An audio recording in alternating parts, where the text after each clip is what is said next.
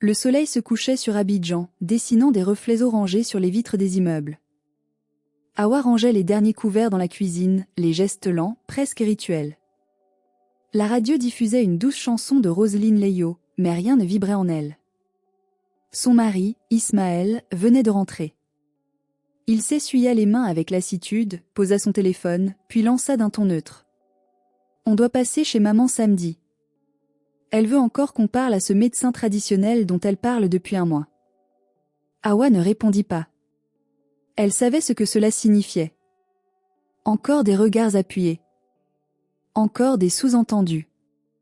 Et encore ce même mot silencieux qui flottait entre eux, infertilité. « Awa, tu m'écoutes ? » « Je t'écoute, Ismaël. Mais je n'ai plus la force. J'ai vu des médecins. J'ai prié. J'ai pleuré. Et j'ai aimé. Mais apparemment, ça ne suffit pas. » Elle tourna les yeux vers lui. Il avait l'air usé. Fatigué d'espérer. « Je t'aime, dit-elle simplement. Il ne répondit pas tout de suite. Puis il lâcha, presque comme une excuse. Mais maman dit que si tu ne m'as pas donné d'enfant en 5 ans, c'est que tu ne pourras jamais. Les mois passèrent. La tension devint un mur invisible entre eux. Awa, autrefois vive et souriante, devint l'ombre d'elle-même. Ismaël s'éloignait de plus en plus, partageant ses frustrations avec sa mère qui, sans surprise, en profita pour creuser le fossé. Puis un jour, sans cris, sans larmes. Le divorce. Ismaël épousa peu après Sonia, une jeune femme douce, dynamique et surtout, vierge de tout soupçon médical selon les termes froids de sa mère. Awa, elle, quitta Abidjan pour s'installer à Yamoussoukro, où vivait une cousine éloignée. Elle emmena avec elle ses silences, ses blessures et sa paix retrouvée. C'est dans cette ville qu'elle rencontra Arsène. Pas un homme parfait. Mais un homme vrai. Il n'était pas impressionné par son passé, ni obsédé par son utérus. On fait les choses à deux. S'il. On fait les choses à deux. S'il y a un bébé, on l'accueillera. Sinon, on aura d'autres projets. L'essentiel, c'est de respirer ensemble. C'était sa manière de dire « je t'aime ». Ils se marièrent 1 an plus tard, sans faste. Juste 2 familles, 2 mains liées, et un ciel bleu sans tension. Et 2 mois après leur lune de miel, Awa sentit une fatigue étrange. Un vertige. Un frisson.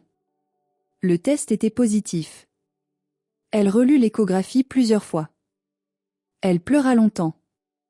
Mais pas de tristesse. Pas de colère. Juste de libération. Ce n'était jamais moi, pensa-t-elle. Ce n'était juste pas nous.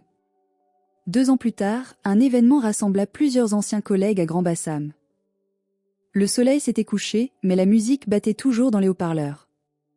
Awa observait les guirlandes lumineuses suspendues entre les arbres, son mari Arsène accoudé au buffet, tenant Maya sur ses épaules.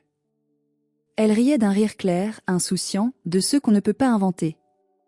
Ce fut là qu'elle le vit. Ismaël. Main dans la main avec Sonia et un petit garçon silencieux. Leurs regards se croisèrent. D'abord un choc. Puis un long silence entre les battements. Maya courut vers elle et tira sur sa robe. « Maman, je peux aller dire bonjour à la dame là-bas » Ismaël l'entendit. Il tourna les yeux vers la fillette. Ses pupilles tremblèrent. « Maman » Un voile glissa sur son visage. Quelque chose entre la honte, la perte et une interrogation existentielle brutale. Et si, ce n'était jamais elle le problème ? Awa le regarda. Il n'y avait ni colère, ni triomphe dans ses yeux. Juste la clarté d'une femme qui n'a plus besoin d'être crue pour être en paix. Elle lui fit un simple signe de tête. Awa baissa les yeux, le cœur un instant serré. Mais cette fois, pas de boule dans la gorge. Pas de souvenir lourd. Elle avait tourné la page. Puis elle tourna les talons, Maya dans les bras, le cœur plein, mais léger. Et ce chapitre, elle ne comptait pas le relire. « Tu veux une glace, Maya ?»« Oui. » « Mais pas la verte, hein, elle pique. » Elles éclatèrent de rire. Ismaël détourna les yeux. À côté de lui, Sonia s'occupait de leur fils, qui pleurait parce que sa boisson était tombée. Il se pencha pour l'aider, mais son esprit était ailleurs. Le doute s'était planté comme une aiguille dans sa mémoire. Et si ce que je croyais impossible n'avait été qu'un signal? Une alerte divine que ce n'était pas elle, mais nous deux qui étions incompatibles? Il avait cru aimer Hawa. Et peut-être que c'était vrai. Mais parfois, l'amour n'est pas suffisant si l'âme ne vibre pas à la même fréquence.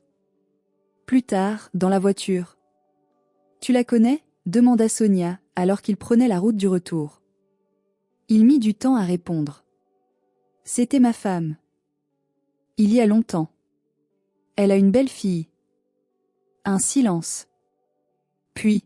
« Oui, très belle. » Et il ne dit plus rien.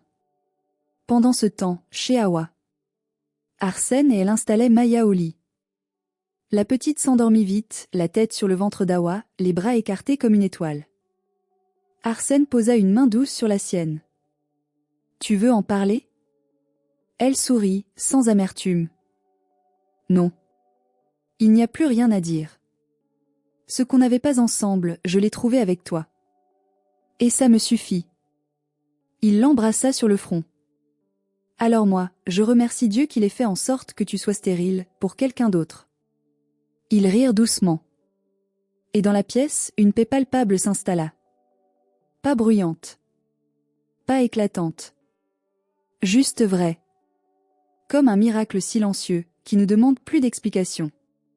Morale. L'amour ne suffit pas toujours à faire naître la vie. Parfois, ce n'est pas une question de médecine, mais de destin.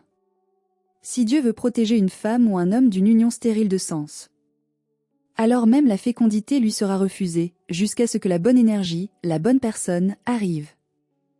Et quand la vie décide que deux chemins doivent se séparer, ce n'est pas une punition. C'est une permission de renaître.